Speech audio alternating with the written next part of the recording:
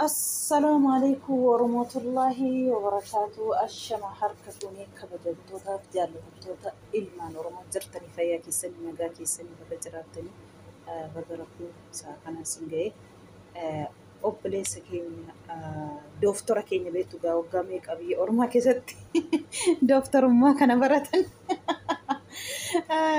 بقى جمد دكتور أصلي بقى ربي سجمد تيسي asumaan illee obboleessa keenya Dubaayii keessa jiraata. Alataa Goojjamii Itoophiyummaasaaf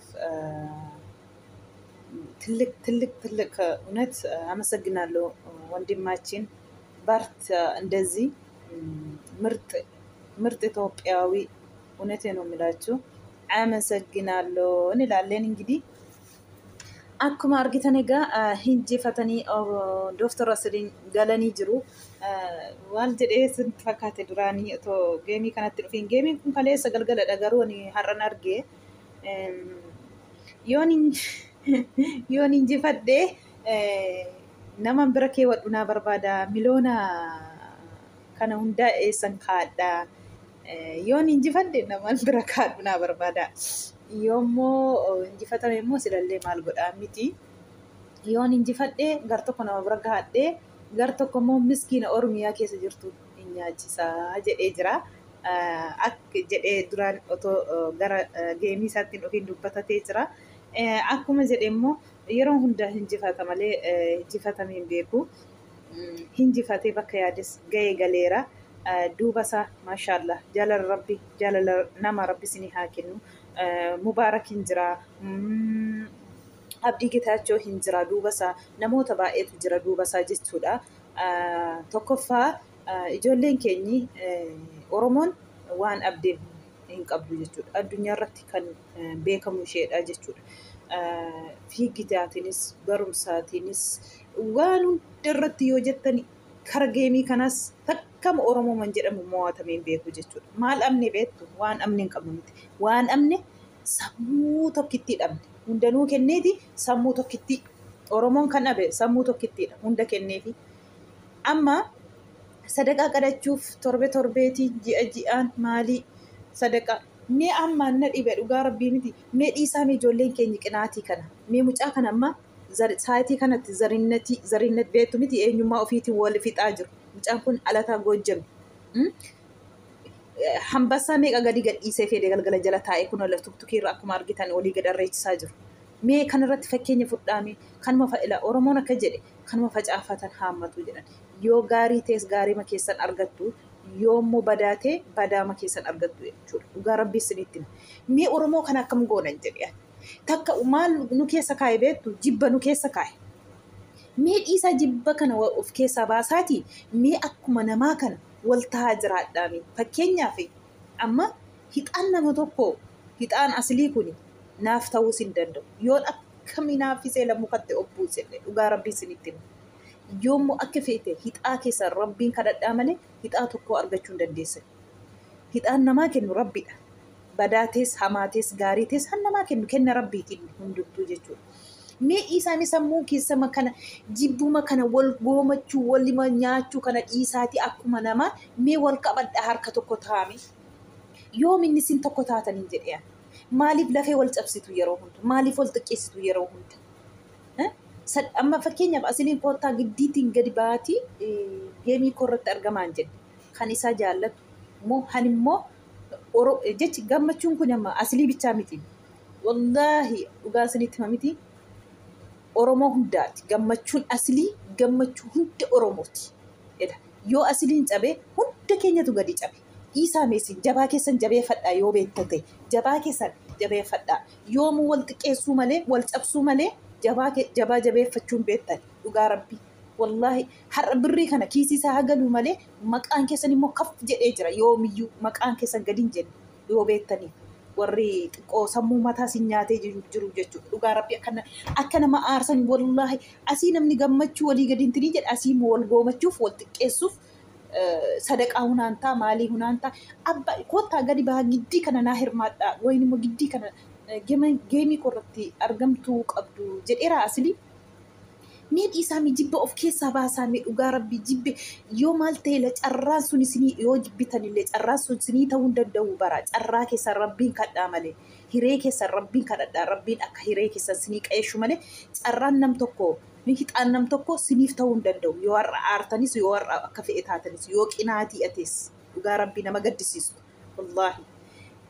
Ma boquun har'a hunda keessanitu boquu wal qabate walumatti oromummaa kana afaan tokko dubbanna miti walitti waamamna bara dhugaa rabbii afaan tokko dubbanna afaan tokko haasofna walumatti har'a jechi birrii kana sadaqaas ta'e maalis ta'e kiisii asilee haa galu malee maqaan keessan immoo hankaf jedhe walumatti oromooma jedhamnee waamna miti amma unkaan isa dhiisanii dhugaa rabbii isinitti mangi as maal jedhan warri arabaa har'a kana wallahi ilaale I love you Ethiopia I love you Abashaa jedhan wallahi geemii aslii kanarratti jechuudha maaliif siniin jedhe bara nuti biyya keessatti Uraagee Amaara Silxee Tigiree Dabuub akkas jennee wal waamna malee biyyi biraa kan nu beeku jechuudha Abashaa jedhee nu waama malee kutaatiin qoodee nu waamu jechuudha. I love you Abashaa, I love you Ethiopia jettee har'a arabni gadi baatee dhugaa rabbiin sirriitti nu bara. Geemii aslii kanarratti wallaahi laazim jaallatanis jibbitanis maqaa walumatti har'a gammachuu hundaati malee gammachuu aslii bichaa miti. Gammachuu hunda Oromooti. Jabaa keessan jabeeffadha hin qanna'iina hixaa keessan rabbi sinii kenna malee nama sinii kenna miti. Dhugaa rabbi hixaan namaa kennu rabbiidha. Yeroo hunda miqqanyummaa yeroo hunda goomatummaa kan mee tokko taa'ame akkuma namaa yoo miidhaan jibba of keessa baastanii yoo minni akka namaa tokko garaa keessan qulqulleessitanii nama wajjiniin wal qabattanii harka wal qabattanii ceetan otoo garaan qulqulluu atee bara asiin jiru akka baay'ina keenyaafuu bakka kana hin jiru nuti bakka guddaa jirra ture maal godhare wal jibbuu wal miqqanyoomuu gufuu walitti ta'u mee mucaa Amaara kanarraa fakkeenya fudhaame Itoophiyummaasaa jechuudha eenyummaasaa Itoophiyummaasaa wanta jaallatuuf saayitii eenyummaa ati Oromoo ati Amaara jedhanii wal fixaa jiran kanatti hambassaa meeqa jala taa'ee gadhiiseera. Ilaalaa mee fakkeenya abbaa qabeenyaati kun mee fakkeenya fudhadhaa dhugaa rabbii sirriitti hima dhiisaa jibba warri tokkummaan barbaanne warri jibba barbaadan nama akkamisa wajjaa jiru mucaa kana inni kaan miskiina fidee miskiina maaf akkasin goonee jedha inni kaan immoo inni Amaarayyuu miti Amaarara miti inni hagawoodha. Maaliidha jedhanii maqaatti laatu. Maaliif ani isaan maqaatti kennan kana beektanii wantanni asliif hambassaa sadii moo hambassaa ja'a dabarsee jedhani akka jedhanitti. Wantanni hambassaa sadii wantanni asliif jala taa'ee kennee wanta kanaaf har'a eenyummaa irraatii mulqanii argitanii eenyummaa sarraa mulqan maaliif warra xalaata keenya jala dhaqaa mucaan kuni Dubaayii keessatti jechuudha. Uraagee kee Oromoo kee Amaara kee Tigiree kee Walaayittaa kee Dabuuba kee han barbaade wajjini hojii isaa kan dalagataa jiru jechuudha. Adira deemee ijoollee jajjabeessaa jiru jechuudha. Zarrinnetii keessaa hin qabu. Itoophiyummaasaa eenyummaasaa malee zarrinnetii keessaa hin qabu jedhe. Kanaan dura liibii tokko baranii nuti dhumaa jirra. Qabeenyaan kee maal nu godha hasaayitii kana nuun goone. Ati Oromoo Tigiree jetta. Nuti immoo asii dhumaa jirra jedhanii gaaffisa gaafatan jennaan kan wal fixu sini. Kan wal arrabsu liibii banatee sini wal arrabsitanii ufii keessa rakkina guddaarra wal geessitanii wal cafacaftiiftitti arrabarraa gara wal ajjeechaatti darbitanii ani taraa daahaa tokko maal godhinaan jetture naatiin ani ammas zarrinnetii keessaa hin qabu jedhee dubbatee jechuudha. Achumaan xammadanii mucaa kana qabanii jechuudha. Har'a saarraa kana maal jedhu isa addunyaa kanarraa balleessuu dandeenya jedhu. Otoo akka namaa ta'e guyyaa tokko namni naman bushu tokko jibbate. Mucaa kana maal jedhu amma jarri jechuudha. Addunyaa kanarraa isa balleessuu qabna akka waan rabbi ta'anii wayin immoo akka waan harka isaanii jiru jechuudha. Jedhanii itti aadatu jechuudha. Sababa inni hambassaa kana gadhiiseef ilaa argitanii ilaalaa dhugaa rabbii warri nagaan barbaanne warri tokkummaan barbaanne warri immoo nu malee namni hin jiru warri jedhu unu gararraa taa'a malee warri jedhaa oolu yeroo hunda addunyaa kanarraa isa balleessina jechaa jiru warri tokkummaatti hin amamne warri tokkummoo namni akka tokko ta'ee jiraachuun barbaanne jechuudha. Argitanii bakka hunda keessaallee gara isaallee gara Oromootiillee ilaala. Oromoon amma asli maal jedhu warra sadaqaa kadhatu kiisii maalii keessa hundiyyuu barbaadee dhufee jaalala isaaf kenna. Hambitu birrii abbaa tokkooti. Birriin koo hin baane maafin afaan koo kana hadhaa fudhadha. Yoo callisee ilaalee hin gooneefi miti callistanii yoo ilaaltan maal ta'a? Maaliif gufuu walitti taatu? Maafi wal nyaattu yeroo hundaa kana? Dhugaa Rabbii nama gaddisiisa wallaahi kan Oromoo kun. Wallaahi wal xureessii, wal fokkisiisuu, wal miqqanyoomuu, ana caalaa, ganda akkasii caalaa, ganda eessaa cal'iisaa. Hambareetanii harkuma wal qabatanii yoo deeman. Yoo jabaan keessaa sin keessaa mul'atee guddate hin jibbiina. Maqaa walumatti waamamna malee maqaa akkasii miti. Wayin immoo kutaa akkasii keessaa abaluu akkasii kutaa akkasii miti. Afaan Oromoo dubbata Oromoo akkasii jedhama malee. Kan itti amanamu Oromoo keessaa akkasii jedhama malee kutaa akkasii keessaa akkasii miti. Dhiisaa. Kutaa akkasii keessa yoo haa jiraatu la kutaa keessa yoo haa jiraatu jabaan jabuma haa jiraatu. Ani wallaahi dhugaa alataa wallaggaa ta'e kutaa hunda keessa haa jiraatu jabaan. Ani hin jibbu anaaf Oromoo ija tokkotti ni ilaala. Oromooma. Kutaa abbaan isaan barbaade akka barbaadetti amantii barbaade haa qabatu. Amantii barbaadetti haa bulu. Tokko afaan tokko haasa'u afaan tokkoon dubbanna. Dhiisaa gufuu walitti hin ta'ina yeroo hunda kana. Wallaahi al'aazim dhiisaa carraan hixaa Rabbii ganama namaa kenne bareeche carraa kana fudhachuu hin dandeessan. Yoo Rabbii carraa keessan illee sinii tooshee malee. Mee mucaa kanarraa ilaalaa fakkeenya fudhadhaa dhugaa Rabbii. Alataa Goojjam ta'e akkasitti eenyummaasaa biyyummaasaa Itoophiyummaasaa wanta jaallatuuf akka asiliin injifatamne godhee jira dagalgala jechuudha. Mee kanarraa fakkeenya fudhadhaame sin afaan tokko dubbachaayyuu wal miqqanyooftanii wal xiqqeessitu liibii banattanii mee fakkeenya mucaa kanarraa fudhaame dhugaa Rabbii. Maa kana miti gimmaasha miliyoonaa miti jedhe miliyoona guutuu kennaa hanna gaafatu hin jiru jedhee jaraaf deebisee jechuudha jara isaanii. Maaf kana godhaa har'a lakunoo amma jedhanii bo'u jarre. Inni Amaara miti inni Agawoodha inni Amaara miti maaliif wanti inni malkaamummaa isaa agarsiiseef jechuudha.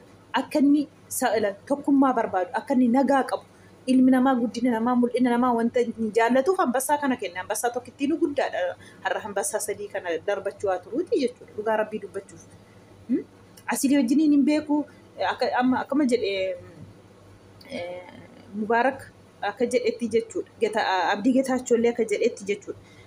Nas hin beektu Mubaarakiinis hin beektu asiliis hin beektu. Garuu obboleessa keenya galatoomii Itoophiyummaa kee jaallachuu keef eenyummaa kee jaallachuuf saba kee jaallachuuf nu bira dhaabattee akkasitti hambassaa kana gadhiisuu keetti bakka guddaa nuu qabda bakka guddaas illee siin qabna si kabanya si jaallannaa jedhanii aamsa dabarfatanii jechuudha. Ilaalaa akka Itoophiyaan akka injifatamneef godhe fakkeenyaaf inni haa ta'uyyuu malee akka eenyummaan Itoophiyaa gadi hin buuneef kan inni hojjete argitanii lammiisaa bira dhaabbatee jechuudha. Kanaaf immoo keenya immoo afaan tokko dubbachaa wal xiqqeessuun maaliif? Maal yoo guddate haa guddatu walla Rabbi haa guddisu carraa keessan kadhame yoo alaa akka jedhe Rabbi yoo akkuma hannamaallee kan keessaniitti gammaddanii fudhattani akka mataa keessaniitti illee hannamaa tokko yoo isin gammachiise kan keessanillee Rabbiin ol taasise isinii argamsiisa akka Quraanni dubbatutti wallaahi obboleessa keef gammadi guddina obboleessa keef gammadi guddina obboleettii keef gammadi. Dhiisi miqqanyummaa dhiisi jibbummaa yoo kana keessaa baatee dhugaatti akka mataa keetti obboleessa keef obboleettii keef gammadde Rabbiin kan kacan sii kenna dhuguma akka Quraana irratti dhugaa Rabbii wallaahi.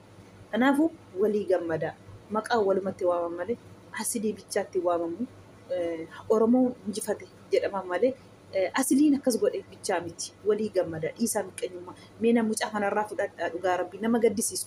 Wal xiqqeessuu wal arrabsuu mataa wal galgalchiisu har'aa kana dhugaa Rabbii baay'ee tokko nama gaddisiisa. Sadaqaa kadhachuu haa kadhatamu abbaa isaa jaallatee dhufee namaa kenna malee giddii miti. Sadaqaan sun kadhatameen argamu bara sa'aatii kanatti dhugaa Rabbii kenna namaa kennetti waliin xiqqeessinaa dhiisa waan dhabneen qabnu sammuu kana dhabnee sammuu kana jibbummaa kanaaf sammuu kana Rabbiin nuuf haa kennu. Rabbiin jibbummaa nu keessaa haa buqqaasu. Rabbiin namaaf gammachuu obboleessaaf obboleettiif gammachuu Rabbiin akka mataa keenyatti nu haa taasisu. Wallaahi yoomuu wallaahi dhugaa Rabbii isinitti mana maqaa Rabbichaa wallaahi Rabbiin akkuma gammachuu Rabbiin haan maali hixaa kunaan ta'u maaliif hin dadhaba maaliif hin jibbu maaliif kanaafuu jibba of keessaa fuudhaatii gammachuu jaalala fidaa yoomuu wallaahi ijoolleen Oromoo keessumattuu dhiisaa sinirraan bareedu dhiisaa mucaa kanarraa fakkeenya fudhadhaa dhugaa Rabbii sa'aatii kanatti sa'aatii lubbuu eenyummaan otoon argadhe foon Oromoo nyaadha, otoon argadhe foon Abaalawii nyaadha jedhamutti mucaan kun akkasitti bira dhaabbatee jechuudha.